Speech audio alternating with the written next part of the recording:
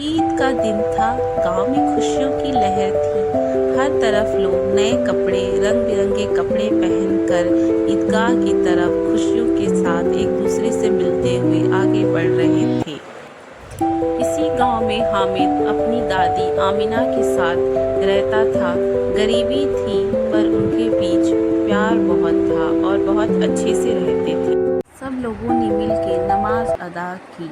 नमाज के बाद मेला शुरू हुआ, जहां रंग बिरंगे खिलौने की दुकानें लगी हुई थी। मिठाइयों की अच्छी अच्छी खुशबू आ रही थी और बहुत सारे लोगों की भीड़ थी। हामिद के पास सिर्फ 3 पैसे थे, लेकिन उसकी उम्मीदें बड़ी थीं। वह मुस्कुराते हुए नंगे पांव मेले की तरफ अपने दोस्तों के साथ जा रहा था। हामिद के दोस्त तुरंत सब मिठाइयाँ और जलेबी खरीदने लगे, लेकिन हामिद चुपचाप कोने में खड़ा उन्हें देख रहा था और मायूस होके सोच रहा था, क्योंकि उसके पास पैसे बहुत कम थे, जिसमें से वो बहुत कम ही चीज़ों को खरीद सकता था।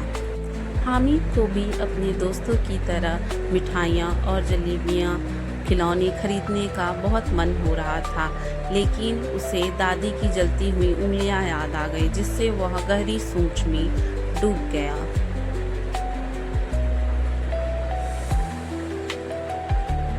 रास्ते में जाते हुए हामिद को एक बर्तन की दुकान दिखी, जहाँ पे बहुत सारे लोहे के चिमटे टंगे हुए थे, जिन्हें देख हामिद के चेहरे पर एक अलग सी खुशी आ गई।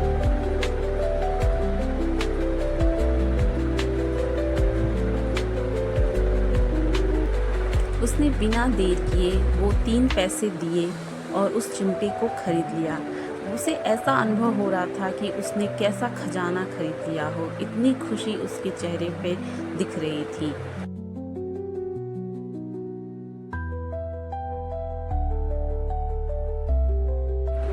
ये देख उसके सारे दोस्तों ने उसका बहुत मजाक उड़ाया कि अरे ये क्या खरीद लिया तूने, इसका क्या करेगा।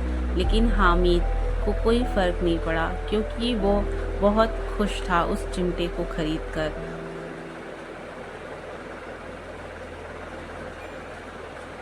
वह उस चिमटे को आसमान में ऐसे लहराया जैसे कोई योद्धा अपने तलवार को लहराता हो, और यह देख उसके सारे मित्र सभी खामोश हो गए।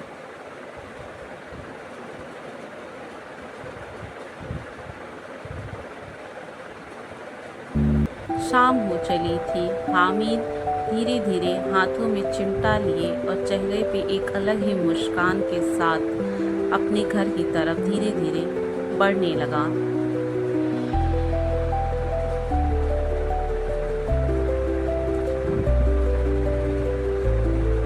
शाम को उसके घर आते ही दादी ने पूछा, कुछ खाने के लिए क्यों नहीं लाया।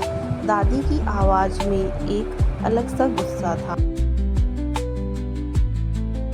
जब हामिद ने आमिदा को पूरी सच्चाई बताई, तब उनकी आंखों में आंसू आ गए और उन्होंने हामिद को प्यार से गले लगा लिया, क्योंकि यह तोहफा उसके लिए सबसे बड़ा था, जो प्यार से भरा हुआ था।